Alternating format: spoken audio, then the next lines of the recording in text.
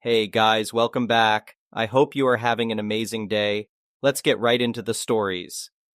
The first one is an entitled People story. I had always hoped that the world would eventually awaken to the self-centered nature of people like Karen, but it seemed like that day would never come. Little did I know that I was about to become entangled in a gripping tale of entitled demands and escalating conflicts that would put my home, my family, and my very freedom at stake. My wife and I had recently settled into our new house after years of saving and anticipation. Expecting our first child added an extra layer of stress as we hurried to prepare the baby's room and ensure that everything was perfect.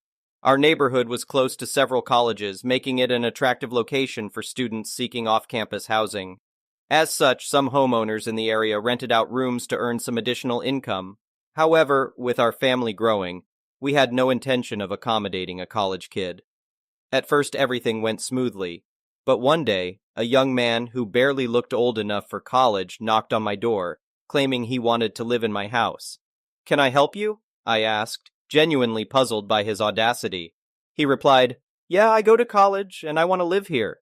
Surprised by his misguided assumption, I explained, "I'm sorry, but you must have the wrong house. We haven't posted any rental advertisements." Undeterred, he persisted, "This house is small, so it must be cheap enough for me." Chuckling to myself, I reiterated that we were not renting and closed the door. My wife and I shared a laugh, assuming it was some kind of prank or hazing ritual. We brushed it off, thinking it would be the end of the bizarre encounter. To my dismay, the following day brought another knock on the door during dinner time. This time, accompanying the persistent young man was a woman who embodied the very essence of a Karen. I braced myself for the inevitable annoyance. "Can I help you, ma'am?" I inquired, already aware that this encounter wouldn't be pleasant. With a demanding tone, Karen exclaimed, "Yes, my son came here yesterday and expressed interest in your property. However, you disregarded him without even listening." "I did listen to him," I replied calmly. "If he's looking for a rental, he should check online postings." Unyielding, Karen retorted, "This is unacceptable. My son will be starting college soon, and he needs a place to live." Unfazed, I responded, "Most freshmen live in dorms, and I can't offer a room for rent. That's not our problem." Indignant, Karen continued her tirade. "Dorms? I won't allow my son to endure such a horrible, cramped lifestyle like those poor kids. He deserves to live in a house, and this is the one he likes." Baffled by her outrageous demands, I reiterated, "We don't have a room for rent. I'm not sure how else I can explain this to you." Displeased with my response, Karen snapped, "A room? You clearly don't understand what we are trying to explain. You will give him the entire house. I wouldn't allow him to live with such a rude stranger. You need to move out." I couldn't believe what I was hearing. Her audacity knew no bounds. In a fit of frustration, I slammed the door shut, dismissing her absurd request. However, Karen refused to leave. She persisted, incessantly knocking and shouting through the door. Witnessing my wife becoming increasingly distressed, I knew I had to take action. Concerned for my pregnant wife's well-being, I quickly ushered her into our bedroom, urging her to put on headphones and drown out the commotion. Assuring her that I would handle the situation, I prepared myself for round two with Karen. But as I approached the door, a cacophony of police sirens suddenly filled the air, signaling the arrival of law enforcement. To my shock, Karen wore a smug expression, as if she had already won. It turned out that she had called the police, accusing me of trespassing in my own home. Tears welled in her eyes as she spun a tale about her son being the rightful owner of the house, which had supposedly been occupied by these vile squatters, my wife and me. The police wasted no time banging on my door and preparing to arrest me, but I refused to let this injustice stand. Amid Karen's hysterical cries, I managed to interject, informing the officers that I was the rightful owner and had the necessary paperwork to prove it. Karen vehemently argued that my documents were fake, further fueling the tension. Determined to resolve the matter, the police agreed to postpone the arrest until they could review the evidence and confirm the legitimacy of my claims. Meanwhile, the attention turned toward Karen, who now raged, insisting that the officers arrest us so her son could reclaim his supposed property. However, when the police asked the son to produce his own paperwork, he could only offer a blank stare in response. He had no understanding of property deeds or possession rights. It became increasingly apparent that Karen's claims were baseless, Acknowledging that everything seemed in order, with me as the rightful owner of the house, the police shifted their focus onto Karen. They sternly reminded her that calling emergency services under false pretenses and providing misleading information about a criminal activity was against the law. Karen's anger escalated as she was informed of the consequences of her actions. "Defiant until the end," Karen shouted, threatening to sue the officers and demanding their names and badge numbers. But the police remained unperturbed, leading her away in handcuffs and depositing her in the back of their squad car. As they drove off, the chaotic atmosphere finally subsided, and my wife and I were left to revel in the ensuing peace and quiet. Months passed, and we joyfully welcomed our baby boy into the world, unburdened by further troubles. The incident with Karen had only strengthened our resolve to protect our home and family. From that day forward, we vowed to never let anyone infringe upon our happiness or lay claim to what was rightfully ours. Our house was meant to be a sanctuary, a place where our family could thrive and grow. So as I reflect upon the battle with Karen, I realize that the world is full of challenging people like her. But by standing up for ourselves and asserting our rights, we can overcome their attempts to seize what belongs to us.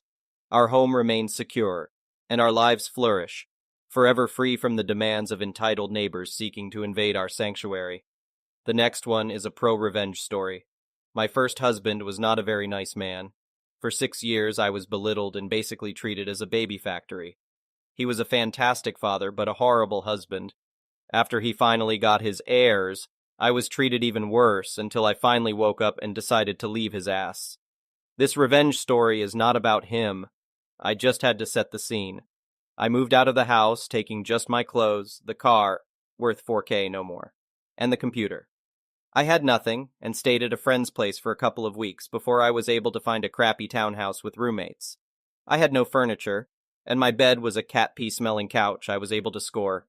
I ended up having 4 jobs, with one of them being full-time, and once a week I wouldn't even be able to sleep a night between jobs, meaning I had to stay up for almost 48 hours. Now, fast forward 1 year. My divorce was finalized, and I had fulfilled my year's lease for the townhouse. By this time, due to all my hard work, I had furnished the home, my bedroom, and my kids' room for when they would be with me for visitation. The scumbag landlord, let's call him SBL, was a somewhat nice landlord during my tenancy, and I was a good tenant, never being late with my rent. Although I had roommates, I was the sole name on the lease. SBL would show up often, with some excuse like plumbing tests or whatever, just so he could be creepy and hang around, trying to have conversations with me that had mild sexual undertones, which made me quite uneasy at times. Finally, the lease was fulfilled, and I was now on a month-to-month contract. At that time, I was ready to move out of this crappy townhouse and found a great house in the nearby mountains. I was simply thrilled now that I had my feet on the ground and could afford something a bit better than slum living. My lease stated that I had to give 1 month's notice in order to move out. Unfortunately, I was only able to secure the new house for the next month, which was just 3 weeks away.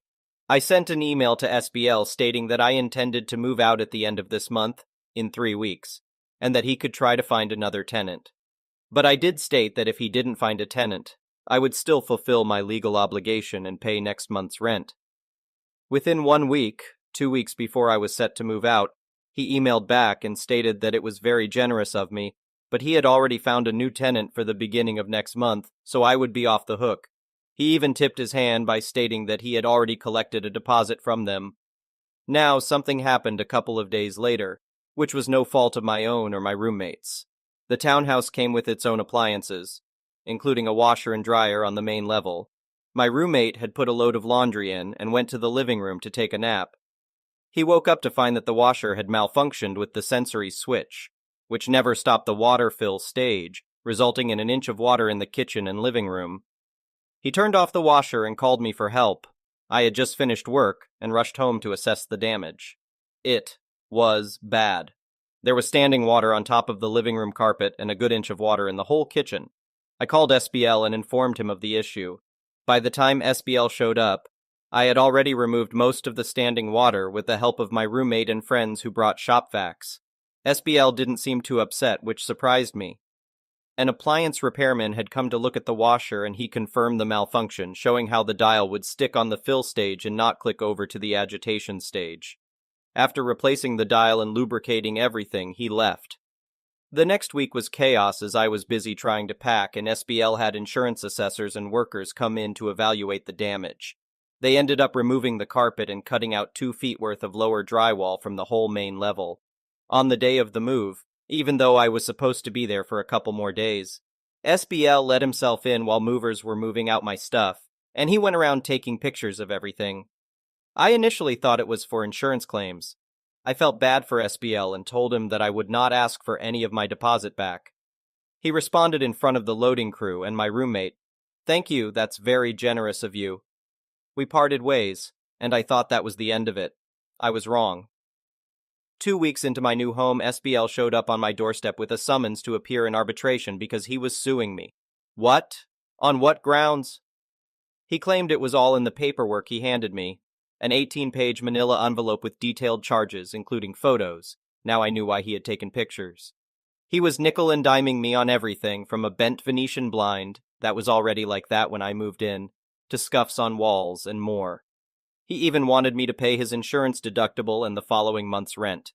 He claimed that the tenants he had lined up backed out at the last minute, stating that they didn't think the place would be ready in time with the new drywall and paint, so he still wanted me to pay that month's rent. Really? Duck. This. Crap.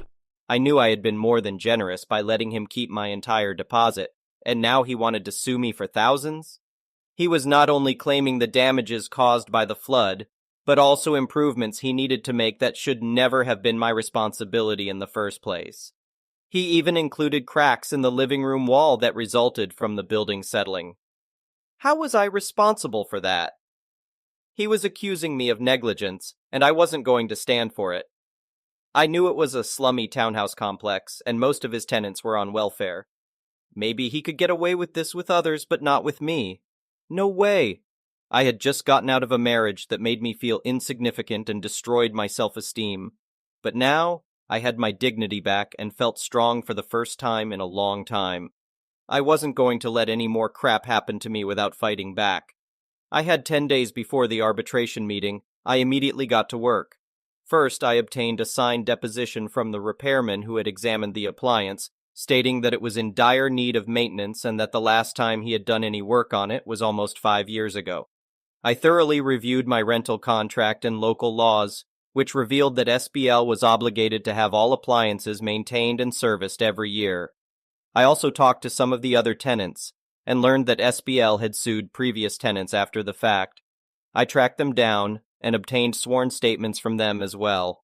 Unfortunately, most of them didn't know what to do and didn't show up for arbitration, resulting in SBL winning by default. I was determined not to let him do that to me. I drew up a rebuttal to each and every claim he made, including photos from the year plus that I had lived there. I printed out all my email correspondence and even convinced my ex-roommate and one of the movers who had heard my interaction with SBL about him praising my generosity to come with me. On the day of the arbitration, dressed in my power suit and with my ex-roommate and worker in tow, I showed up at the meeting. In Canada, arbitration is not held in a courtroom, but rather in a conference room at the courthouse with a judge. We had 1 hour with the judge. Since SBL was the plaintiff, he got to present his case first. He spent over 40 minutes going over everything while I sat quietly, patiently waiting for him to finish. Once he finished, I presented my multiple copies of the rebuttal to the judge, SBL, and anyone else who wanted one. I quickly went over each point. SBL was irate and interrupted me almost every second sentence. I paused every time he spoke and sweetly said, "I was quiet and polite during your time to present your case. I hope you grant me the same respect." SBL's face turned red, especially when I presented the deposition from the maintenance worker.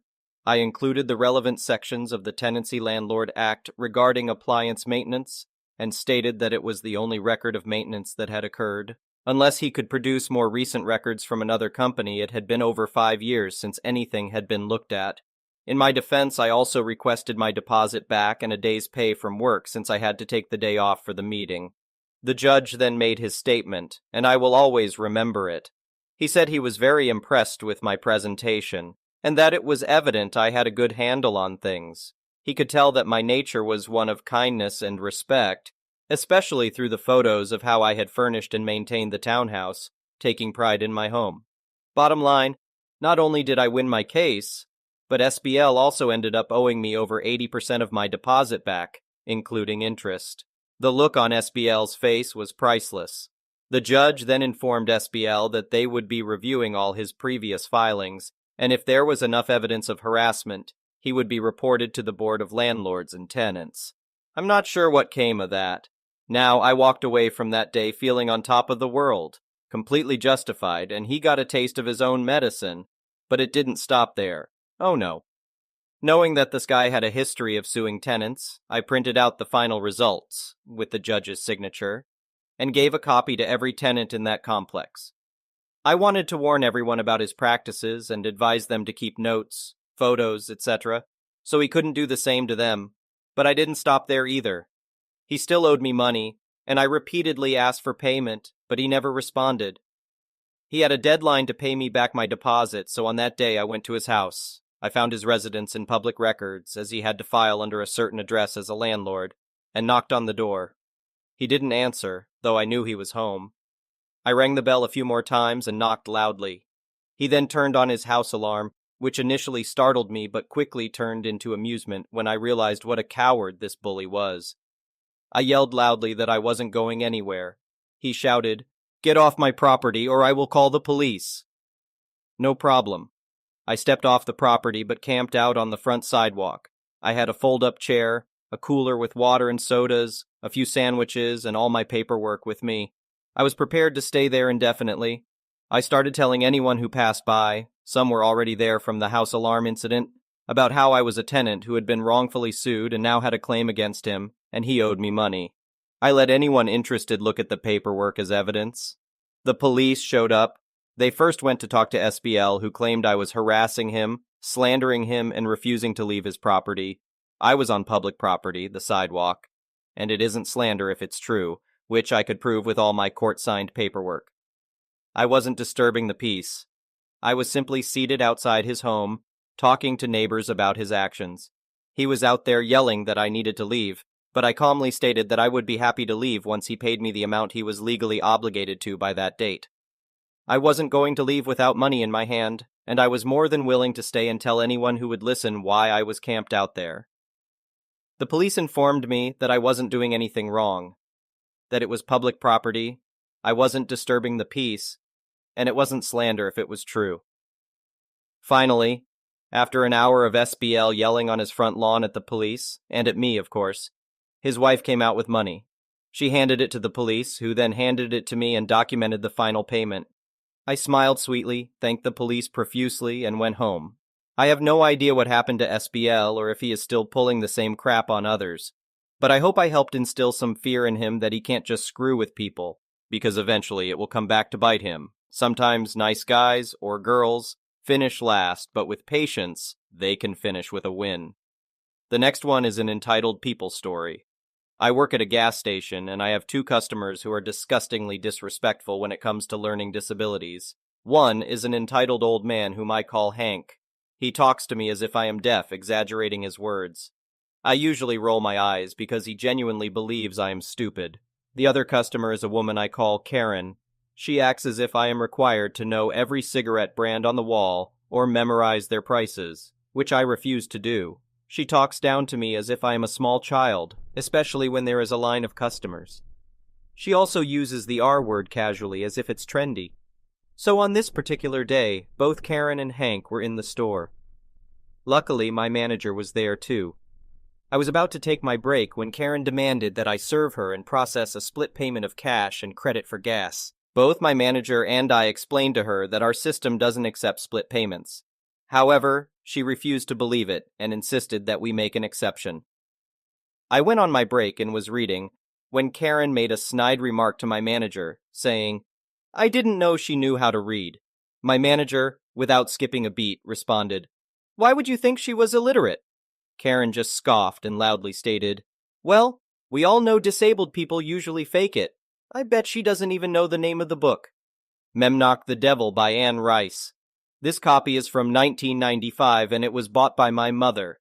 I can give you a summary, but it might bore you. I smiled and finished my break. She glared at me. I don't play games. Neither do I replied, returning to stocking cigarettes and other products. Hank eventually approached the register with his usual drink and an attitude of false pity. I would like 4 Marlboro red shorts in a box, did you get that? He spoke slowly and loudly. My manager looked at him and said, You know she's not deaf. Well, she is disabled and I was just trying to make it easier, Hank retorted. Finally, I turned around and looked at Hank. It would be easier if you and Karen would stop acting as if the world is ending just because a person with a learning disability like me can work a real job. I shouldn't have to remind you to allow me to focus on my responsibilities so I can provide you with the customer service you need. Both of them stared at me, and my manager simply smiled and asked, Are you happy now? To sum it up, I have two ignorant individuals who can't seem to comprehend that people with learning disabilities can work jobs, even at a gas station. I am not deaf, nor am I invalid. I genuinely wish these two would stop acting as if their world has shattered just because I am here. The next one is an entitled Parents Story that happened to me yesterday. I'm on vacation at a touristy beach spot.